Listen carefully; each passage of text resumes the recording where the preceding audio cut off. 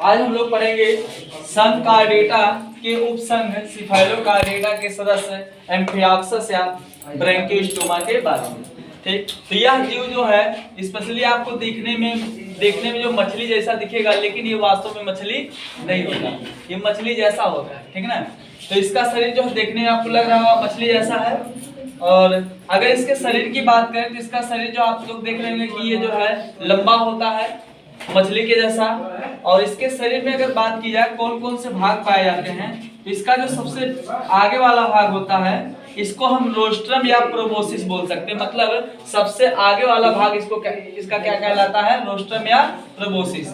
और इसका ये अगर शरीर की बात की जाए तो ये मान लीजिए इसका सबसे अगला सिरा हो गया, और ट्रंक जो है मध्य वाला सिरा, और टेल जो है ये इसका पश्च सिरा। बात समझ आई? प्रोबोसिस सबसे अगला सिरा हो जाता है, ट्रंक मध्य वाला सिरा, और टेल इसका सबसे पीछे वाला सिरा। ठीक है ना, ये तो बात हो गई। इसके बाद बात करते हैं इसका शरीर जो होता है उसमें क्या क्या संरचनाएं पाई जाती हैं। तो इसमें जो है आप लोग देखेंगे एक तो नोटोकार्ड मतलब कशेरुक दंड वाली संरचना, और दूसरा जो है नर्वकार्ड मतलब तंत्रिका से संबंधित कोशिका।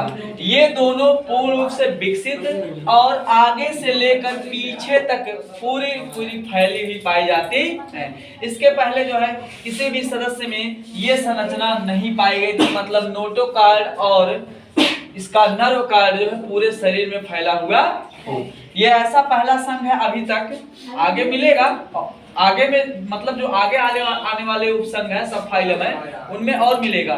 लेकिन इसमें क्या है, यह ऐसा पहला फाइलम है जिसमें जो है नोटोकार्ड और नर्वकार्ड जो है पूर्ण रूप से विकसित पाया गया। ठीक, इसमें जो है मछलियों की तरह जो होता है कडल फिन और वेंट्रल फिन और डॉर्सल फिन पाए जाते हैं।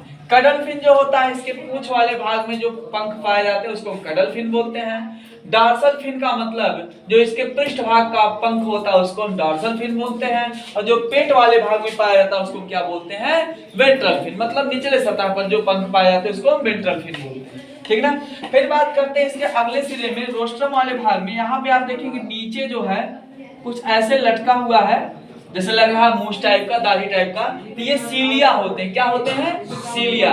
और सीलिया जो होता है स्पेशली जो है इसके शरीर में एक कंकाल बनाता है और वह संवेदी अंग की तरह कार्य करता है।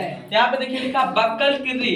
ये जो सीलिया की संरचना होती है इसको हम किस नाम से जानते हैं, तो बक्कल किर्री के नाम से जानते हैं। और यह जो है वर्क एज सेंसरी ऑर्गन, यह संवेदी अंग की तरह कार्य करता है। फिर जो है found at mouth in front of in form of सीलिया, यह मुख के जो है अगले वाले भाग में पाया जाता है। और किस रूप में पाया जाता है, तो सीलिया के रूप में पाया जाता है।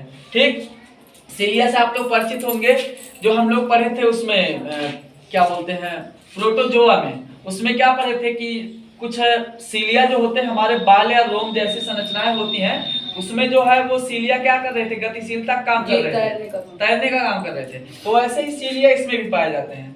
फिर बात करते हैं ये जो होता है ये जहां से जुड़ा होता है सीलिया, इसको हम किस में काउंट करते हैं, तो ओरल हुड स्केलेटन। मतलब इसका जो मुख वाला भाग होता है उसमें ये सब क्या जुड़ा होता है, तो एक तरीके से कंकाल की तरह कार्य करता है। ठीक, फिर बात करते हैं एट्रियोपोर। एट्रियोपोर जो होता है इसके अधर तल पर या पेट वाले भाग में पाए जाने वाली संरचना है, जो कि जो है एक्सक्रीशन ऑर्गन है, अर्थात उत्सर्जी अंग है। और यह जो है किसका उत्सर्जन करता है, तो एक्सक्रीशन ऑफ वाटर। मतलब इसके सर में जो जल, इसके शरीर में जो जल की मात्रा होती है उसका उत्सर्जन करता है। फिर बात करते हैं इसमें जो है गोनेड। एट्रियोपोर देखिए यही है, इतना है ना, सुनिए ये शरीर से बाहर आकर खुलता है। ठीक, और गोनेड जो होते हैं ये सेक्स ऑर्गन रिलेटेड होते हैं, मतलब लैंगिक भाग होते एक तरीके से हम कह सकते हैं। और इसका जो वेंट्रल फिन होता है आपको पता है, पंख कोई भी हो तो इसके जो है गतिशीलता में और मुड़ने में ही काम करेगा। और ये जो पूंछ वाला भाग होता है मछली का जो पिछला भाग होता है ये दिशा मुड़ने में सहायता करता है। मतलब जिधर वो मुड़ेगा उधर जाएगा।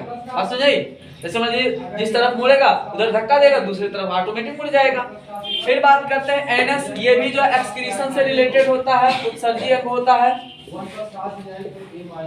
ठीक। और फिर बात करते हैं, यहाँ पे देख रहे हैं सीलोमिक कैनाल। सीलोमिक कैनाल जो होता है, इसके शरीर में सीलोम जो होता है पूर्ण रूप से विकसित पाया जाता है। और सीलोम का काम क्या होता है आपको पता होगा कि हमारे शरीर को जो है बाह्य आघातों से बचा। ठीक। फिर जो है बात करते हैं कि इसके शरीर में जो है, ये आप देख रहे हैं, जैसे मान लीजिए ये हमने देखा कि ये क्या इसका नोटोकार्ड है, तो नोटोकार्ड मान लीजिए इस टाइप का संरचना है, इस पूरे को हम नोटोकार्ड बोल रहे हैं। लेकिन इसमें ये जो आपको दिखाई दे रहा संरचना, बात समझ रही है, ये संरचना जो आपको दिखाई दे रही, मतलब जो गैप आपको दिखाई दे रहा है, ये वाला संरचना, ये वाली संरचना, इसमें जो गैप है, तो जहां पे गैप रहेगा वहीं पे फोल्डिंग संभव कि कोई चीज भरा हुआ हो पदार्थ से। जैसे मान लीजिए एक जो है खोखला लोहा हो, आप उसको मोड़ सकते हैं आराम से, या फिर मान लीजिए कोई एकदम से भरा हुआ जैसे सरिया है, उसको मोड़ना आसान है कि खोखले पाइप को, सेम मोटाई वाला। जैसे मान लीजिए इतना मोटा जो है कोई खोखला पाइप है, इतना मोटा जो है कोई सरिया लोहे का, इसको मोड़ना ज्यादा आसान है खोखले वाले को। तो इसके शरीर में जो है ना, जो हमारा मायोटोम्स होता है, ये जो है एक तरीके से मांसपेशियों का समूह होता है, ठीक ना। मसल्स कॉन्ट्रैक्टेबल, मसल्स का ब्लॉक होता है, मतलब ब्लॉक मतलब समूह, तो मांसपेशियों का समूह होता है जो कैसा होता है, कॉन्ट्रैक्टेबल का मतलब क्या हो जाता है, ये संकुचनशील होता है, मतलब अपने आप ये मुड़ सकता है, जिधर मुड़ना चाहेगा मुड़ेगा। और इसकी सहायता से क्या करता है, गति करता है। अरे यार, जब उसके शरीर का मांसपेशी मुड़ेगा तब मछली इधर उधर करेगा, तो ये मछली के जैसा चलता है। अब ये इसका पंख वाला भाग, जो पीठ वाला भाग है पीछे वाला, जब वो अस्थायी रहेगा तो इधर उधर पंख अपना हिला पाएगा, नहीं हिला पाएगा, तो दिशा परिवर्तन कर पाएगा, नहीं कर पाएगा। तो मायोटोम्स जो होता है एक तरीके से हम कह सकते हैं कि दिशा परिवर्तन में योगदान करता है। फिर बात करते हैं कि इसमें जो है,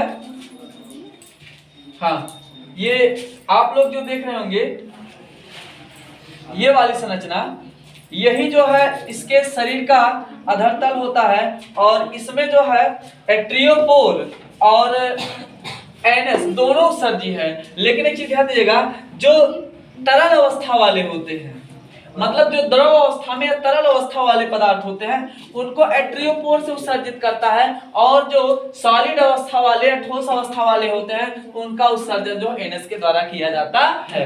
यही जो है दोनों एक्सक्रीटरी पार्ट में अंतर है तो दोनों उत्सर्जी हैं, ठीक है ना, बस समझ रही है। लेकिन दोनों जो अलग अलग अलग अलग प्रकार के पदार्थों का उत्सर्जन करते हैं।